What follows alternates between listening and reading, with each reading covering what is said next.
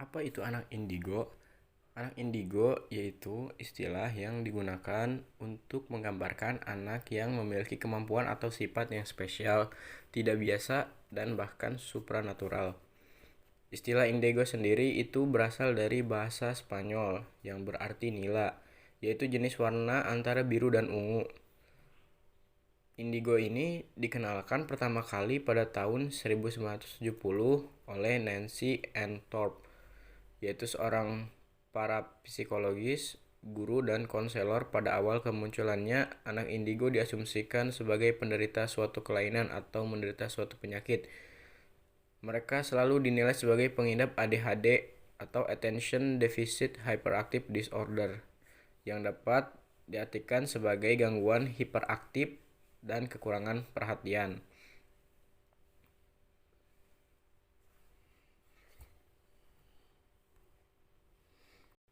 Karakteristik anak indigo selain yang terdapat dalam PowerPoint tersebut, ada dalam buku How to Raise an Indigo Child, di mana Barbara Condron mengemukakan 10 ciri khas anak indigo, yaitu yang pertama memiliki kemampuan tajam untuk mengamati dengan daya ingat yang sangat baik. Yang kedua, mampu mengorganisasikan dan mendata informasi dengan sangat cepat. Yang ketiga, bersifat kreatif dan cerdas. Yang keempat, lebih menyukai cara sendiri dalam mempelajari sesuatu, menggabungkan berbagai jenis informasi dengan cara yang inovatif serta kreatif. Yang kelima, ingin mengalami langsung suatu kejadian atau hal dan bukan sekedar membicarakan. Yang keenam, harus tertarik pada sesuatu untuk memusatkan perhatiannya, dan bila sudah tertarik maka ia akan memiliki energi yang tiada batas. Yang ketujuh, memiliki rasa harga diri dan integritas yang kuat serta sangat peka. Yang kedelapan, energi yang berlebihan menyebabkan perhatiannya cepat beralih. Yang kesembilan, yaitu mudah merasa bosan. Kemudian yang terakhir, yang kesepuluh, yaitu membutuhkan orang dewasa yang stabil secara emosional dan senantiasa penuh kasih sayang. Nah, selanjutnya materi yang akan dibahas adalah klasifikasi anak indigo. Nah, banyak orang yang mengatakan bahwa anak indigo ini dapat membantu memperbaiki keadaan di sekitarnya. Namun, tak jarang pula yang beranggapan bahwa anak indigo ini adalah anak yang memiliki kelainan atau perilakunya terlihat lebih aktif dibandingkan dengan anak lainnya. Bisa dikatakan juga anak indigo ini lebih hiperaktif, sehingga mereka tidak bisa berkembang dengan baik. Nah, anak indigo ini dibedakan menjadi 4 macam. Yang pertama adalah tipe humanis. Pada tipe humanis ini, anak indigo cenderung mudah untuk bekerja sama dengan orang-orang lainnya. Mereka juga lebih hiperaktif sehingga perhatiannya mudah tersebar. Mereka sangat berjiwa sosial, ramah, dan memiliki pendapat yang kokoh. Yang kedua adalah tipe konseptual. Anak indigo ini lebih menikmati dalam bekerja sendiri dengan proyek-proyek yang ia ciptakan sendiri. Sementara itu, perilaku yang menonjol yang ada dalam diri anak indigo ini adalah ia suka mengontrol perilaku orang lain. Yang ketiga adalah tipe artis. Nah, apa sih tipe ini? Nah, jadi tipe artis ini adalah sifat anak indigo yang salah satunya adalah menyukai pekerjaan yang berhubungan dengan dunia seni. Nah, perilaku yang menonjol yang ada dalam diri anak tipe ini adalah cenderung lebih sensitif dan kreatif. Anak indigo ini mampu menunjukkan minat mereka dalam 5 atau 6 bidang seni. Namun, saat beranjak remaja, minat mereka hanya terfokus pada satu bidang seni saja. Dan tipe yang terakhir adalah tipe interdimensional. Pada tipe interdimensional ini diyakini bahwa kelak anak indigo ini akan menjadi seseorang yang berbakat dalam bidang filsuf atau menjadi pemuka agama. Pada anak yang mempunyai tipe interdimensional ini, dalam usia 1-2 tahun, orang tuanya merasa tidak perlu untuk mengejarkan apapun kepada anaknya karena mereka sudah mengetahuinya. Nah, jadi sebagai seorang pendidik perlu bahwasannya menyesuaikan sikap kita dengan pola tingkah laku anak-anak, terlebih terhadap anak indigo. Dengan begitu, seorang pendidik dapat membantu mengendalikan dan mengatur tingkah lakunya jika tingkah lakunya dirasa sudah menyimpang dari sewajarnya.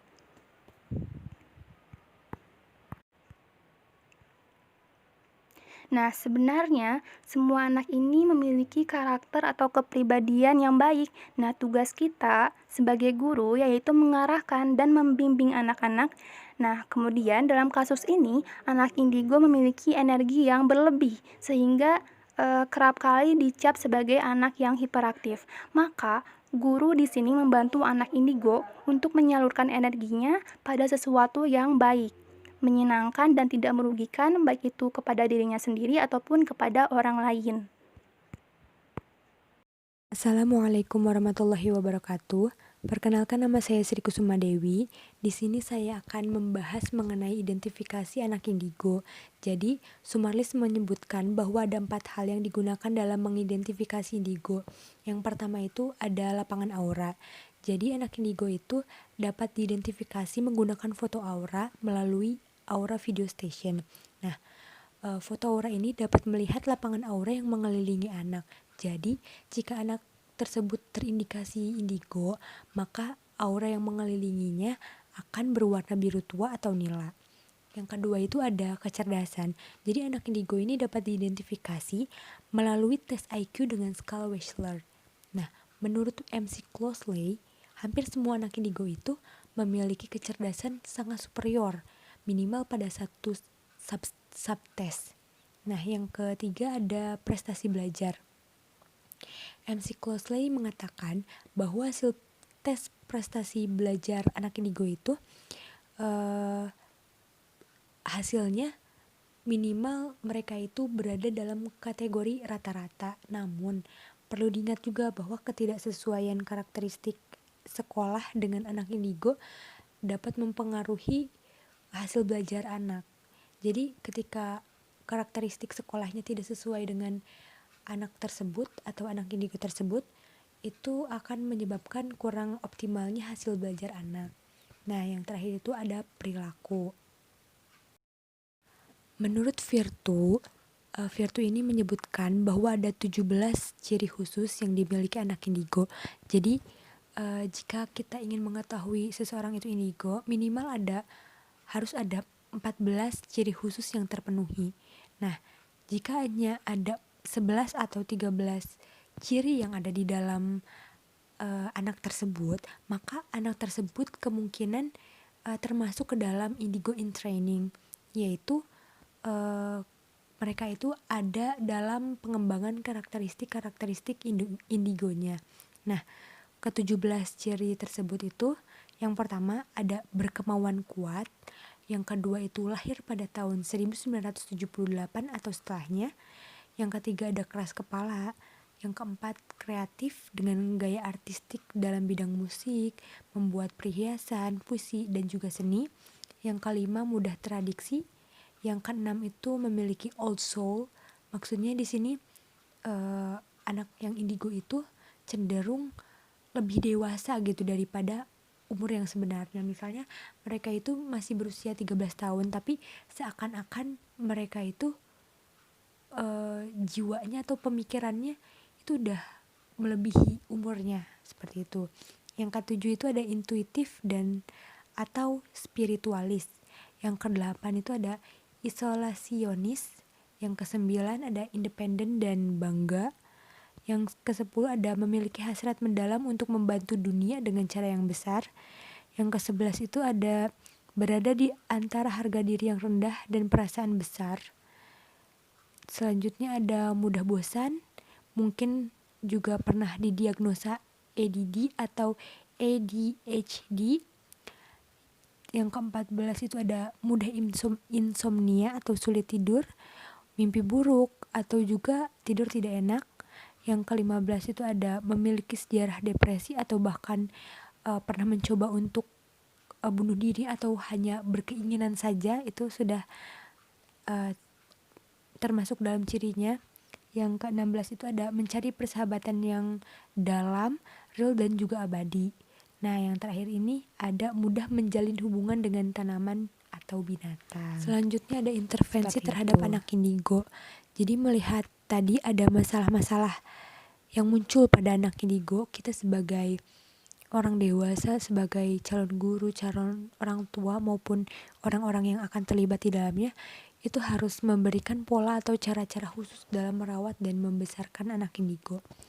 Carroll dan Tober memberikan 10 dasar dalam membesarkan anak indigo. Yang pertama itu ada respect. Kita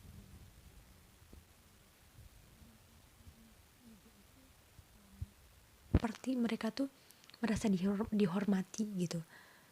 Kita tuh harus memperlakukan mereka tuh dengan baik. Contohnya kalau di lingkungan keluarga ya. Nah, anak indigo itu sesekali harus diberikan kepercayaan untuk memegang kendali gitu. Jadi biar mereka tuh merasa dihargai. Yang kedua itu ada kreatif dan fleksibel. Kita sebagai guru atau calon guru nantinya harus memiliki pemikiran yang kreatif dan juga fleksibel, dimana kita tuh harus menyesuaikan dan juga harus bisa menangani anak-anak indigo tersebut gitu. Yang ketiga itu adalah berikan pilihan. Jadi ketika anak indigo itu melakukan sesuatu hal yang mungkin kurang sesuai, ataupun misalnya sebelumnya ketika kita ingin menginstruksi sesuatu kepada anak tersebut, kita beri pilihan dulu gitu sebelumnya. Misalnya ketika kita mau, misalnya ada anak indigo yang di kelasnya itu sering mengganggu temannya di saat pembelajaran gitu, di saat pelajaran berlangsung. Nah, sebagai guru kita harus mengajak mereka berbicara. Contohnya, nak, sini deh, ibu mau tanya gitu. Tetapi kita mengajak ngobrolnya di situasi yang sepi gitu ya, hanya 2 mata misalnya, nah ibu mau tanya, tadi pas pelajaran ibu kelihatannya kamu tuh kurang fokus gitu. Kamu tadi dorong kursi teman kamu ya gitu. Terus misalnya anak tersebut jawab, iya bu gitu. Kenapa kamu melakukan itu gitu? Kita coba jawab lagi gitu. Kenapa kamu melakukan itu? Coba ibu mau tanya, kamu kalau misalnya ada di posisi teman kamu itu, kamu merasa terganggu nggak gitu? Terus misalnya anaknya jawab iya bu gitu, merasa terganggu. Terus kita jawab lagi, nah lain kali kamu jangan begitu ya. Kalau misalnya ibu masih melihat kamu gitu, kamu harus terima konsekuensinya. Nanti setelah pulang sekolah, kamu itu gak boleh pulang dulu. Nanti ibu bakal kasih materi tambahan buat kamu. Coba, mending mana? Kamu mau ngikutin pembelajaran dengan baik sama ibu, atau mau materi tambahan? Nah, seperti itu. Lalu yang selanjutnya ada, jangan pernah biarkan mereka down. Jadi sebagai guru kita itu harus menunjukkan rasa cinta dan mengakui keberadaan anak tersebut gitu, anak indigo tersebut. Ketika kita melakukan itu, anak tersebut itu akan terbuka gitu kepada kita. Seperti itu. Yang selanjutnya ada penjelasan. Nah, ketika kita ingin memberikan instruksi kepada anak indigo itu, kita juga harus memberikan penjelasan gitu. Jika seorang guru hanya memberikan instruksi saja, itu tidak akan efektif gitu. Terkadang dalam instruksi tersebut tuh butuh yang namanya penyimpangan. Contohnya ketika pembelajaran sedang berlangsung nih, guru tersebut misalnya kita mengatakan jangan bertanya dan memberitahu. Nah, padahal kita kan